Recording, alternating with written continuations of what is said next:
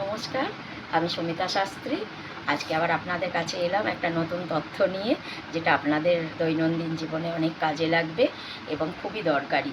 সেটা হচ্ছে যে আপনারা যখন অফিসে বা কাজে বা কোনো কার্যক্ষেত্রের পরীক্ষা দিতে যাচ্ছেন, হ্যাঁ, এবার আপনি চাকরির পরীক্ষা দিতে যাচ্ছেন বা স্কুলের পরীক্ষা বা কলেজের পরীক্ষা বা কোনো ইন্টারভিউ বা কোনো পাত্রী বা পাত্র দেখতে যাচ্ছেন, যে কোনো দরকারি কাজে যাচ্ছেন, মামলা মকদ্দমার ক্ষেত্রে হয়তো যাচ্ছেন, জিততে হবে আপনাকে, এরকম।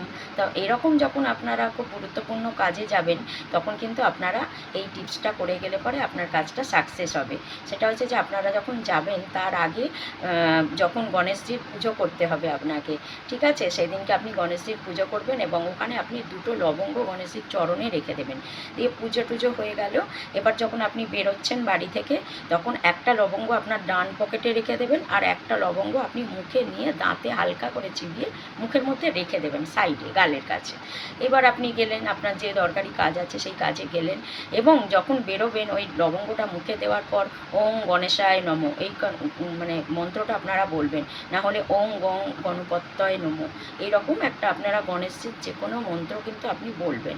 বলে এবার আপনার সেই কাজে গেলেন, গিয়ে কাজটা সারা হয়ে গেল, হয়ে যখন বাড়ি ফিরছেন, যেইটা আপনার ডান পকেটে যে লবঙ্গটা ছিল, এবার সেটাও আপনারা চিবিয়ে খেয়ে নিলেন, ঠিক আছে।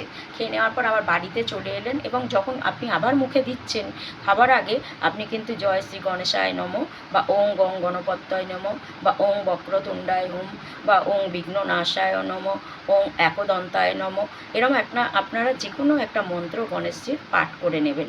তারপর ওইটা কিন্তু আপনারা দাঁত দিয়ে চিবোবেন, যেটা আপনি বাড়ি এসে করলেন। করার পর আবার যথারীতি 2টো লবঙ্গ গণেশজির চরণে রেখে দেবেন, মানে যাতে এটা আপনাকে কন্টিনিউ করতে হবে। আবার পুজো দেবেন, আবার একটা মুখে দেবেন, আবার একটা ডান পকেটে রেখে আপনি আপনার কাজে গেলেন। এরকম বেশ কটা মাস করুন, দেখুন আপনারা কিন্তু যে মনস্কামনা নিয়ে যাচ্ছেন সেটা আপনাদের সফল হবে। তো ভালো থাকুন, সুস্থ থাকুন, আজকের মতন শেষ করছি।